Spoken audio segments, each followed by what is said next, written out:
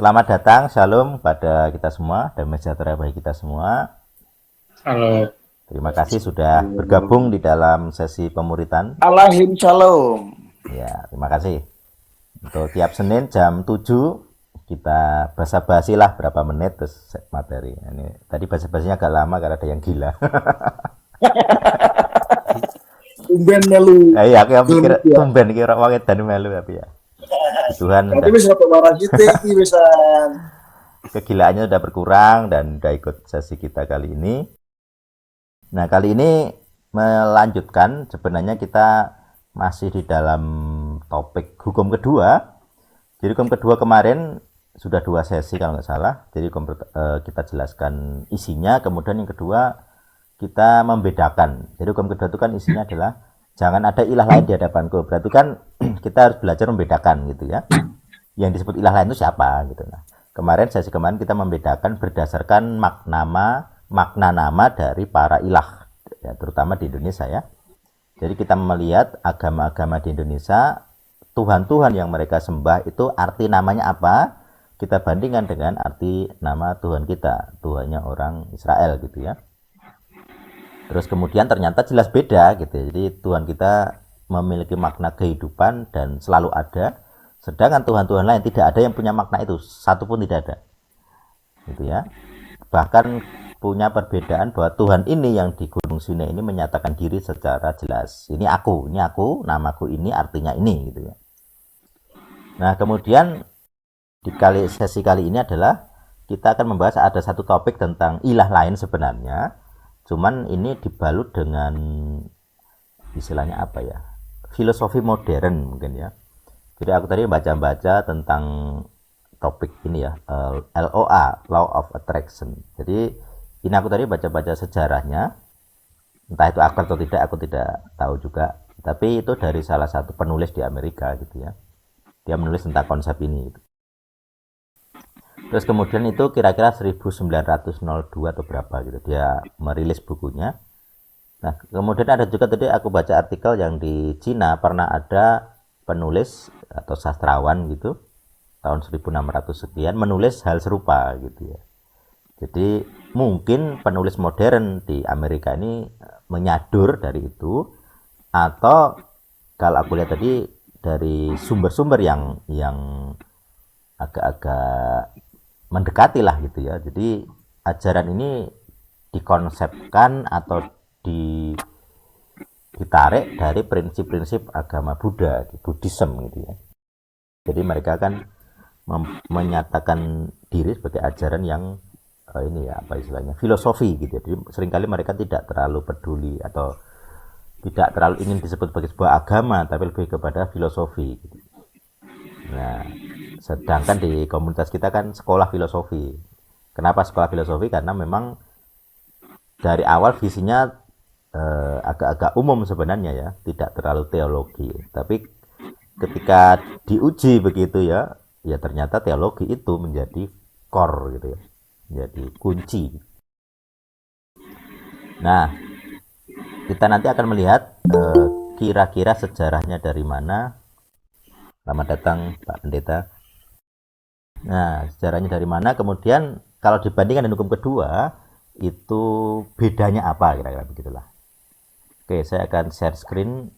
Ini hanya ini sih sebenarnya, hanya pengetahuan umum saja. Nanti kalau pengen lebih dalam harusnya bisa ini mempelajari, ada buku-buku khusus ya yang tentang ini. Tapi saya hanya memperlihatkan sedikit. Kelihatan ini enggak LOA-nya? Kalau di komputer kelihatan. Yang di HP kelihatan enggak? Saya zoom kelihatan, Mas. Oke. Lumayan. Kalau enggak nanti saya zoom, ini aku juga punya zoom. Mana zoomku? Nah ini. Wah, gede banget. Apa? Mas, sudah. Ya, jadi LOA itu Law of Attraction. Kalau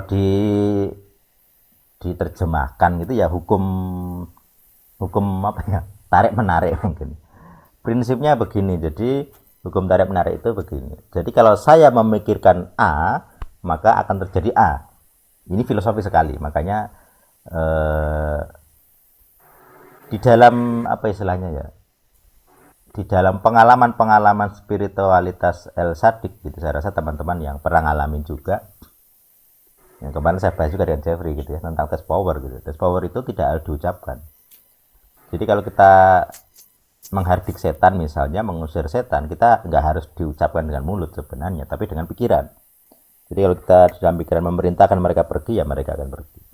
Itu sudah tahap kemarin kita bahas ini ya, kayak sufi gitu, ada 4 tingkatan. Ada, ini pinjam istilahnya orang muslim sufi ya, ada syariat, ada tarekat, ada hakikat, ada marifat. Kalau udah marifat, kita tinggal berpikir maka jadi. Nah ini mirip-mirip dengan spiritualitas Jawa. Apa yang kuucapkan akan terjadi, apa yang kusabdakan akan terjadi. Seperti sabda raja. Sabda raja. Ya. Mirip-mirip. Jadi makanya ini dianggap LOA ini filosofi, sebuah filosofi. Karena tidak harus orang beragama yang mempraktekkan. Jadi agama apapun bisa, itu prinsip dari filosofi gitu. Tetapi secara ya kalau mau jujur lah gampangnya gitu ya, mau tidak mau kan ini ada ininya, ada unsur apa ya istilahnya ya, agama gitu ya, ada unsur prinsip-prinsip agama tertentu yang diajarkan gitu. Di YouTube saya sudah bikin videonya, kalau mau penjelasan lain bisa lihat, ini entah kapan saya buat, lupa. Nah, dulu saya pernah buka ada situsnya yang khusus tentang ini ya, The Law of Attraction. Tapi tadi saya buka itu nggak bisa, nggak tahu apakah situsnya rusak gitu ya, thelawofattraction.org. Tadi saya buka itu nggak nyambung gitu ya, apakah down atau gimana aku nggak tahu. Tapi ini sebagian sudah saya copy ya, ya puji Tuhan ada pernah saya copy.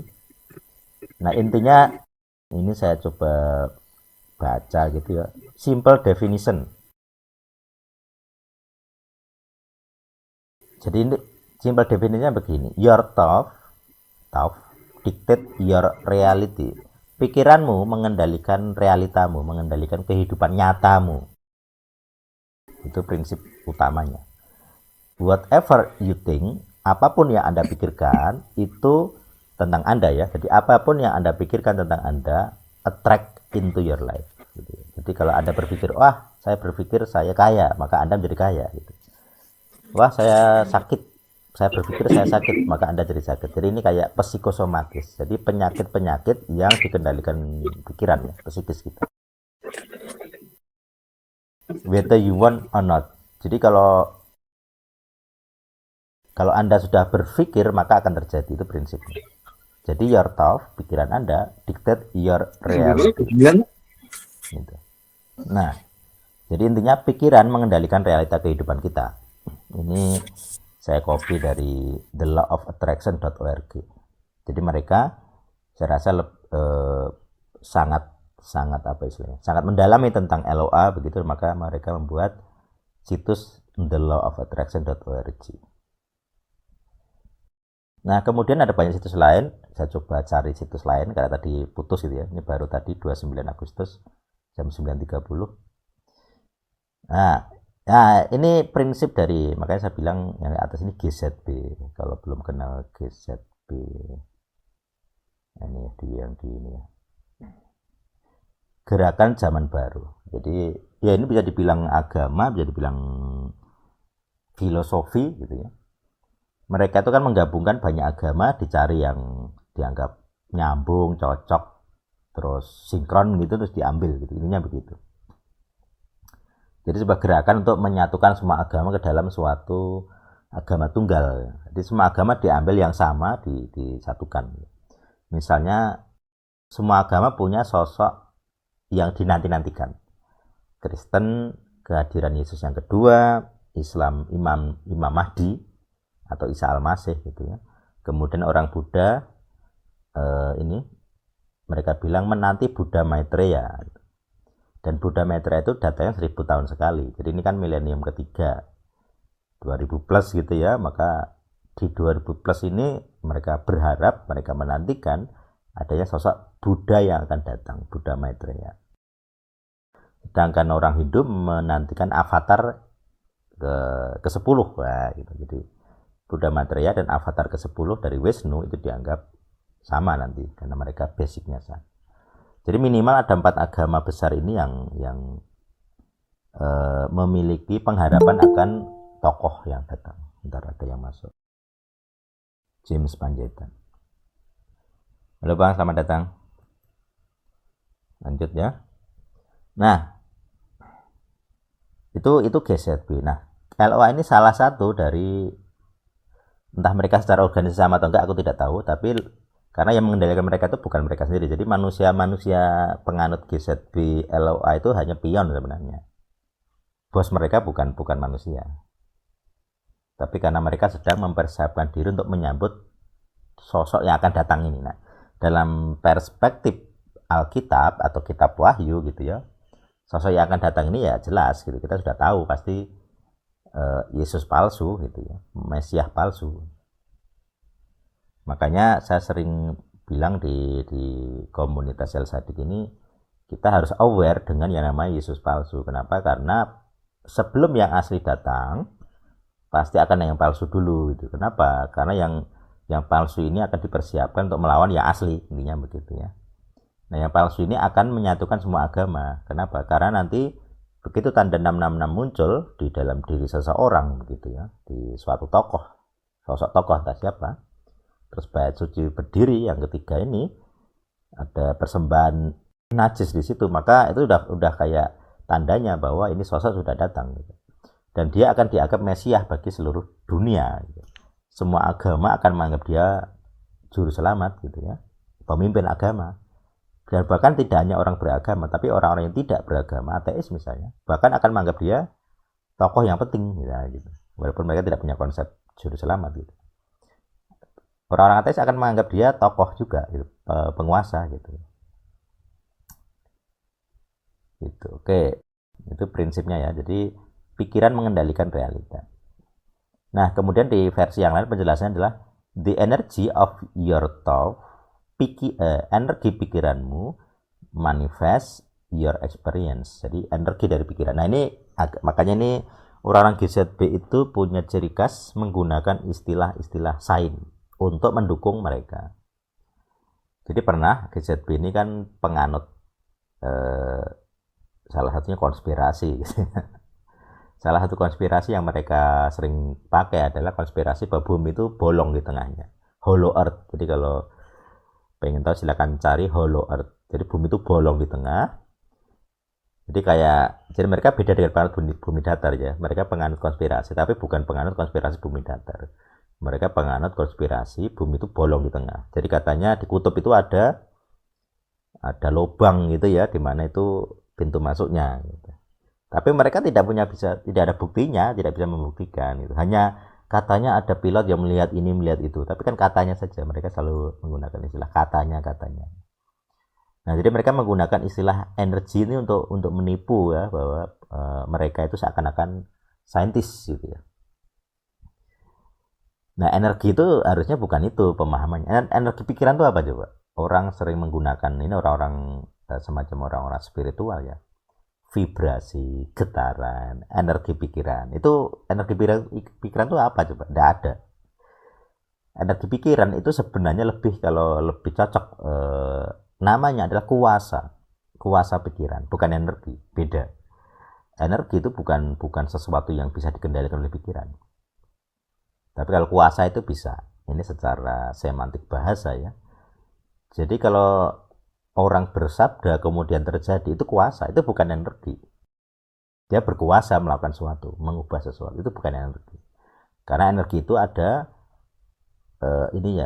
sebuah energi itu ada rumusnya, ada matematikanya, bisa dipelajari dan dipraktekkan semua orang. Sedangkan kuasa pikiran tidak bisa dipakai semua orang.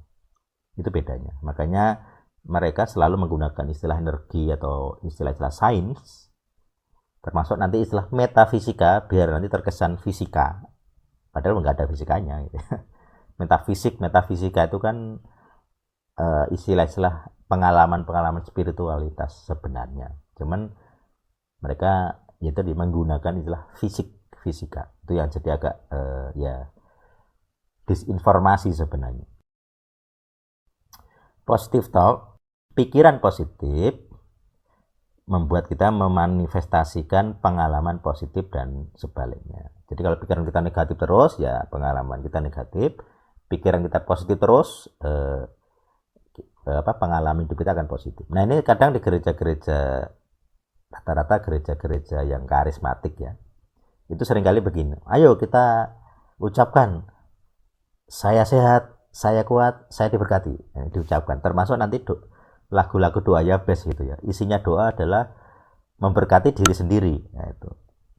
Saya agak-agak kurang cocok dengan yang seperti itu karena liriknya itu agak berbahaya, agak-agak LOA sebenarnya ya, atau istilah lainnya itu postmodern ya. Jadi era postmodern ini muncul salah satunya LOA ini. Oke.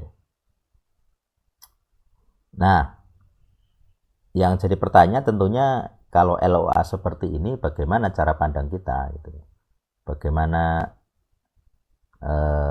pemahaman kita yang seharusnya kalau kita merasa Kristen. Kalau di video ini saya bahas ada satu pendeta yang sangat getol dengan LOA. Bahkan dia bilang LOA itu hukumnya Yahweh gitu ya. Ya, makanya ini saya gak nyebut nama di videonya, tapi saya mereferensi ke dia. Jadi pendeta-pendeta beberapa mengajarkan LOA dan teman-temannya, misalnya termasuk hipnosis. Jadi kalau khotbah itu hipnosis ya tadi. Ayo kita katakan, kita sehat, kita kuat, kita diberkati, atau kata-kata yang lain yang afirmatif positif. Jadi mereka mengajarkan bahwa kata-kata positif yang kita ucapkan itu akan memberkati kita. Nah ini salah. Ini salah. Bahaya gitu. Kenapa? Karena fokus dari LOA dalam hal seperti itu berarti dia dia sedang memamerkan dirinya lah yang berkuasa. Jadi diri sendiri sebagai penguasa. Nah, ini kemarin kita bahas yang jadi pertanyaan Ayub kemarin. Diri kita sendiri itu bisa menjadi Tuhan. Ateis begitu. Jadi kalau orang ateis punya prinsip, saya tidak percaya agama-agama. Yang menentukan hidup saya adalah diri saya sendiri. Nah, itu kan ateisnya begitu. Jadi diri sendiri sebagai pedoman. Nah, itu kan agama sebenarnya. Jadi walaupun orang ateis tidak akan menganggap itu agama atau beragama, tetapi ketika dia bilang penentu diri sendiri sebagai penentu kehidupannya diri sendiri, itu secara pola prinsip itu ya keilahian sebenarnya. Saya adalah Tuhan saya. Saya adalah Tuhan bagi diri saya sendiri. Itu pelanggaran hukum kedua. Jadi orang ateis pun bisa masuk kategori melanggar hukum kedua. Karena dia bilang saya adalah Tuhan atas diri saya. Nah itu prinsipnya. Nah cilakanya memang di kalangan Kristen, kalau Kristen Yunani ya kayak karismatik sering pakai hipnosis. Termasuk kalau pengurapan reba-reba itu juga sama itu. Jadi kalau jemaat-jemaat yang lemah mental disuruh A nurut A, disuruh B nurut B tanpa mikir, nah itu ciri-ciri jemaat-jemaat yang GZB, LOA. Pemikiran kritisnya hilang, makanya di El Sadikin kita berusaha mengajarkan seorang murid yang asli, yang original, murid sejati seharusnya memiliki kemampuan berpikir ilmiah. Berpikir ilmiah itu bagaimana? Gunakan rasio kita untuk beragama. Gitu. Jadi kalau kamu ngomong A, ayatnya di mana? Nah, itu salah satu contoh ya. Jadi kalau orang khotbah tidak bisa menunjukkan ayatnya, itu kan berarti kan tidak pakai otak ya, nggak dipakai. Ya penting kamu harus mendengarkan saya, kamu harus nurut saya. Kalau jemaatnya berpikir, menggunakan otaknya untuk berpikir jelas gitu, nanti akan tanya, ayatnya di mana Pak? Ayatnya di mana Bu? Gitu ya. Kalau ayatnya di mana dijelaskan, terus kalimatnya kok tidak seperti itu, kok Bapak nambahi atau mengurangi. Nah itu nanti kritisnya jemaat akan seperti itu kalau dia berpikir ilmiah, menggunakan rasionya, menggunakan pikirannya. Kalau saya dengan Tuhan juga begitu. Ya kalau kamu Tuhan tunjukkan kepada saya gitu kan. Kalau kamu sanggup menutup jalan saya, nah baru saya percaya itu Tuhan yang menutup. Jadi artinya kemampuan saya untuk membuat berhasil kalah. Nah, dan saya minta tanda yang jelas gitu ya. Makanya di ET sangat sering kita menggunakan metode mencari tanda. Kalau misal kita kira-kira akan terjadi A, terus terjadi A, berarti kan ada kuasa yang bekerja gitu. Itu contoh. Terus dari sisi hukum kedua kan jadi ilah lain gitu. Nah, makanya kalau saya perkataan kita itu menjadi ilah lain, nah itu jadi LOA ini. Wah, saya bermimpi saya dapat A, jadi dibayangkan. Nah, ketika membayangkan di otakmu itu, di otak kita sedang membuat gambaran gitu. Jadi hukum kedua itu kan prinsipnya jangan ada padamu ilah lain, itu adalah jangan membuat guratan, image, gambaran yang menyerupai makhluk yang ada di bumi, di bawah bumi atau di atas bumi gitu. Di langit misalnya benda langit. Jadi jangan buat gambaran benda langit. Gambaran itu bisa gambar sendiri, bisa patung, bisa relief, termasuk di otak kita itu gambaran visual. Makanya kalau disuruh membayangkan, nanti pendeta-pendeta yang LOA gitu, bayangkan kamu ingin mobil, kamu ingin kaya, bayangkan dulu kamu sudah kaya. Nah itu, jadi membayangkan sudah kaya itu gambaran ilahi, ilah palsu tapi ya, Tuhan palsu. Jadi gambaran di pikiran itu ilah palsu. Termasuk nanti karunia-karunia palsu, karunia Roh Kudus palsu. Misalnya, wah saya melihat ada makhluk di tubuhmu tuh, kamu diikuti suatu makhluk wujudnya gini. Dia bisa visual melihat. Artinya di otak pendeta itu ada gambaran. Saya pernah itu ada yang di jemaat GBT juga ada yang begitu ya. Dia ada pendeta ya, dia dilayani pendeta, kemudian pendetanya bilang, itu loh kamu tuh diikuti anakmu udah mati. Pendetanya bisa lihat ada sosok anak yang mengikuti orang ini gitu. Terus dari prinsip yang jelas kan, dari mana dia tahu ada gambaran di otaknya itu, padahal tuh anak udah mati gitu. Udah nggak ada. Artinya dia lihat kan bukan manusia gitu. Yang dia lihat adalah dunia roh gitu. Dunia roh itu dunianya siapa? Padahal di prinsip Alkitab kan jelas, kalau orang udah mati ya sudah, tidak bisa kembali ke bumi. Sekali mati sekali, sesudah itu dihakimi. Jadi cerita-cerita tentang orang mati yang masih hidup, masih berkeliaran di bumi, itu bukan manusianya, itu roh lain, roh setan. Kalau istilah orang-orang spiritualitas itu kodamnya. Roh-roh yang menyerupai manusia itu, suaranya sama, mukanya sama, wujudnya sama, tapi pribadi di balik visualisasi itu beda. Bukan manusia aslinya, bukan kakeknya, bukan neneknya, bukan orang yang sudah mati. Tidak ada itu. Roh orang mati itu bukan roh manusia yang sudah mati terus kembali, itu tidak ada. Tapi itu roh lain, roh setan yang menyerupai manusia yang pernah hidup, leluhur. Nah, itu penyembahan leluhur itu kan begitu. Jadi secara prinsip LOA itu berbahaya, yang satu. Yang kedua, dia lebih banyak ada Buddhismenya gitu, ada Buddhis tradisi Budanya gitu. Jadi coba lihat ini ya. Aku ada 2 link.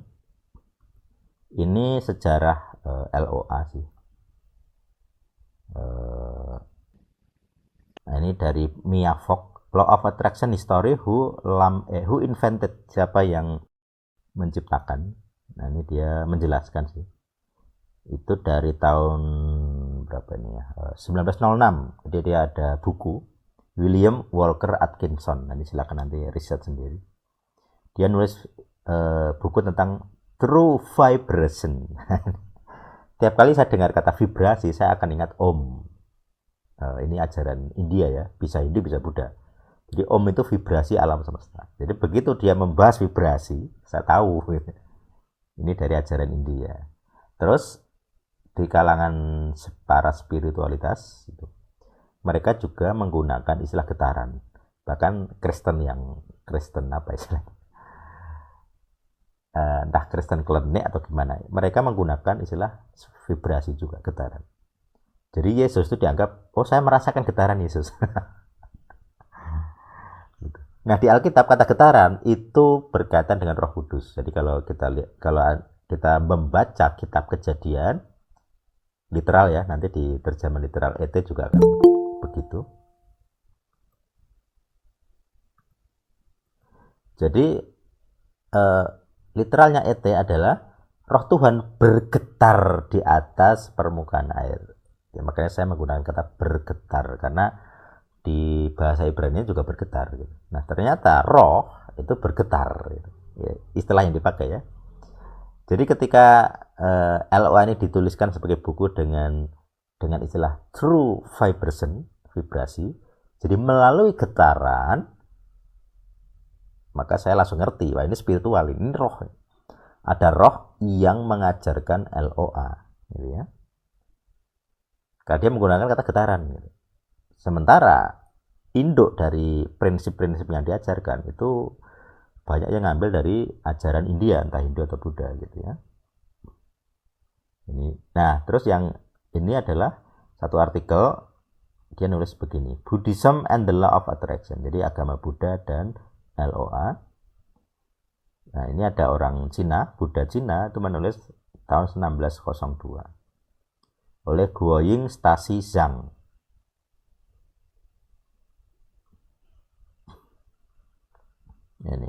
Ini salah apa? Four lesson. Jadi dia mengajarkan prinsip-prinsip ya mirip lah gitu, dengan yang kita sekarang kita sebut LOA gitu ya. Nanti silakan baca sendiri. Cerita Buddha, Buddha Carita.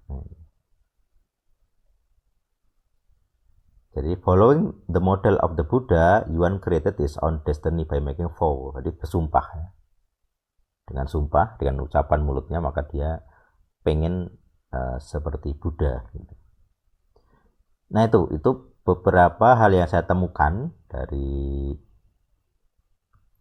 apa namanya LOA begitu. Nah ini kalau dibandingkan dengan dengan secara doktrin Alkitab, kemudian secara pengalaman, jadi kita pengetahuan Alkitab, terus pengalaman spiritual kita sendiri sebagai orang percaya, minimal di ET ya, di El Sadik dengan cara kita ya. Ternyata LOA itu kalau diuji itu manifestasi roh gitu. Misalnya dulu saya dengan Uki sangat gemar dulu baca-baca buku filosofi ya, termasuk filosofinya Hindu Buddha gitu. Nah ketika diuji dengan metode ET begitu, manifest ya, ada videonya nanti saya tunjukkan kalau di grup ya. Jadi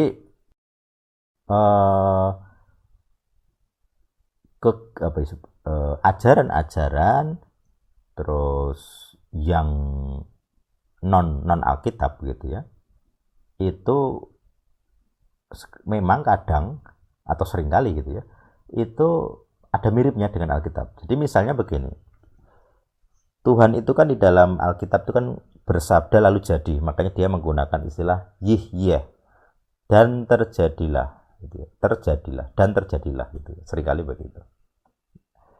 Nah di dalam metode El Sadik, metode legal ground yang kita pakai, kita juga memakai prinsip bersabda.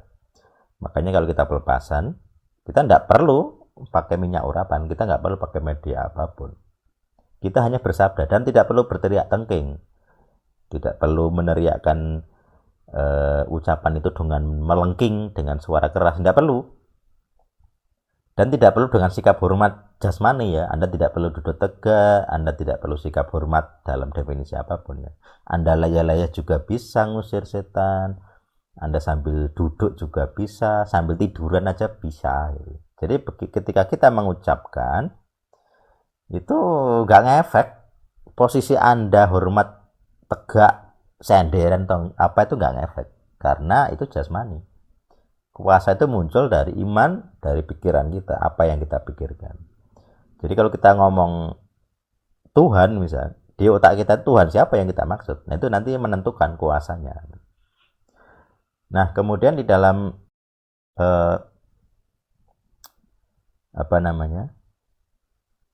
dalam secara pengetahuan, secara keilmuan, secara doktrin, seringkali agak sulit dibedakan gitu.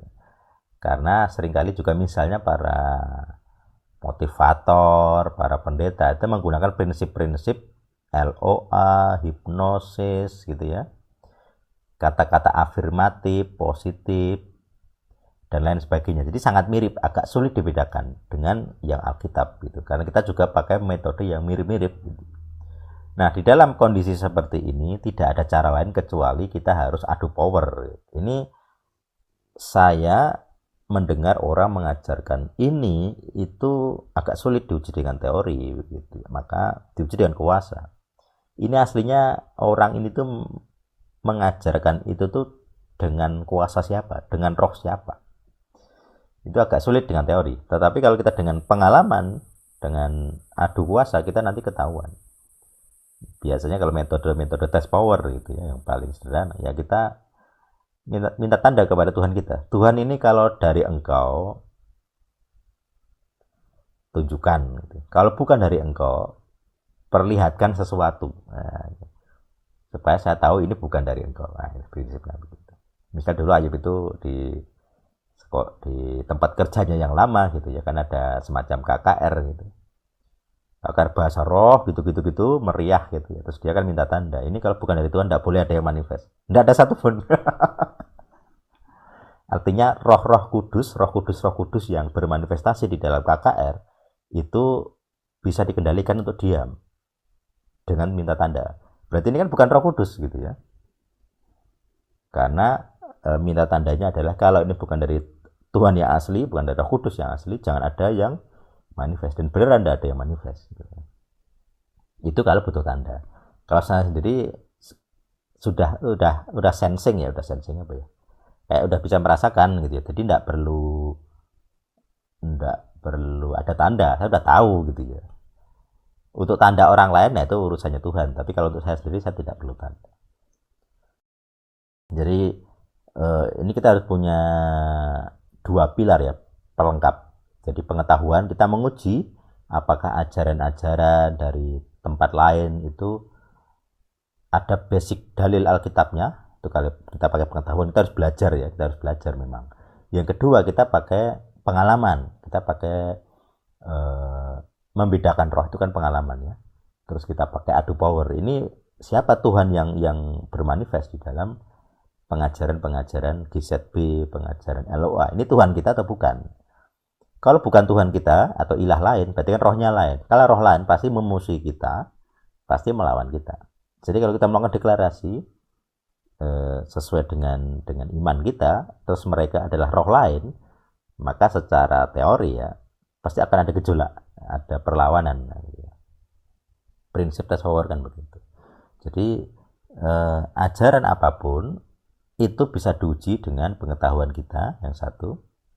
Yang kedua, diuji dengan pengalaman kita, dengan karunia rohani, membedakan roh, terus bahasa roh. Jadi kalau misalnya mereka menggunakan bahasa roh untuk menutupi, mengkamuflase biar nampak Kristen misalnya, kita uji dengan karunia menafsir bahasa roh.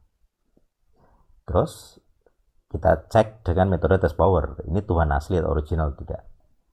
Gitu. Nah itu materi kita singkat. Mungkin ada banyak sisi yang belum bisa saya bahas dari LOA dan GZB, Gerakan Zaman Baru, atau New Age ya, New Age Teaching ya. Tapi minimal kita dapat sampel gitu ya. Artinya mereka sangat mirip. Tadi dibilang adalah kata-kata yang berkuasa yang mengendalikan hidup kita. Termasuk disuruh membayangkan gitu. Bayangkan kamu kaya, maka kamu jadi kaya. Terus aku mikir, bayangkan kamu tampan, kamu jadi tampan. Kan enggak mungkin. Enggak mungkin itu merubah genetik ya.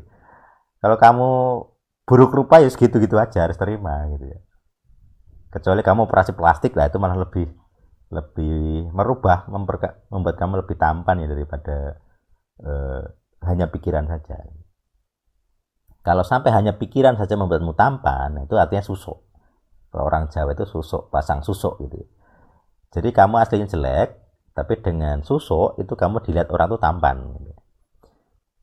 Oleh orang-orang yang bisa melihat gitu ya. Tapi yang bisa melihat pun ini berarti dia dikendalikan oleh suatu roh. Nah ini spiritualitas. Jadi kalau sampai pikiranmu itu merubah sesuatu yang tidak mungkin, itu spiritual aslinya, itu agama. Itu bukan sekedar filosofi. Jadi ada rohnya, ada spirit, ada sosok di balik filosofi tersebut atau ajaran tersebut. Ini berkaitan dengan hukum kedua. Kenapa? Karena jangan ada ilah lain. Jadi spirit, roh ini kan ilah lain. Karena kita berharap kesuksesan dari sana, dari dia. Bukan dia ya. Dia tidak punya sosok ini ya. Kita berharap kesuksesan dari perkataan kita, dari pikiran kita. Dan tidak ada Tuhan di situ. Siapa Tuhan di situ? Tidak ada. Di LOA ada sosok ketuhanan. Nah ini yang poin pentingnya. Jadi kalau tidak ada sosok ketuhanan ataupun ada sosok ketuhanan, terus kita berharap diberkati oleh dia, dapat rezeki, dapat keberhasilan. Nah itu sudah tanda-tandanya. Tanda-tanda berhala intinya. Ada ilah lain sebenarnya. Jadi walaupun tidak ada sosok yang jelas, tapi kalau kita berharap itu memberikan berkat, artinya sebenarnya ada sosok, cuma tidak kelihatan gitu aja. Tidak menyatakan diri sosok itu. Samar-samar saja, tapi ada sosok. Kenapa? Karena kalau kita bicara orang ateis misalnya gitu, mereka sudah tahu saya akan berhasil atau tidak dengan hitung-hitungan pemikiran manusia. Mereka tidak butuh sosok lain untuk melindungi mereka. Nah itu. Jadi ngecek tentang keilahian di dalam LOA itu dengan membandingkan cara berpikir orang ateis. Kalau ada pengharapan akan suatu sosok teman yang tidak kelihatan atau sosok yang membantu tetapi dengan cara-cara yang supranatural, LOA kan begitu ya. Maka itu sebenarnya ada sosok ilahi, ada sosok penyembahan di situ. Kalau dia murni manusia harusnya kayak ateis. Ateis itu pakai logika, murni sain. Kalau LOA itu tidak ada sainnya. Kamu berpikir terus jadi, itu tidak ada sainnya, tidak seperti itu. Jadi kalau kita menguasai cara berpikir yang ilmiah, kita bisa bedakan ini LOA dan ateis bedanya di mana. LOA keilahiannya di mana itu kelihatan. Jadi kita harus belajar membedakan adanya ilah lain di dalam segala sesuatu. Nah itu prinsip dari hukum kedua. Jangan ada ilah lain di hadapanku. Baik, itu tambahannya dari materi tadi. Saya tutup untuk materinya, silahkan berdiskusi. Atau tanya, komentar silakan. Bebas.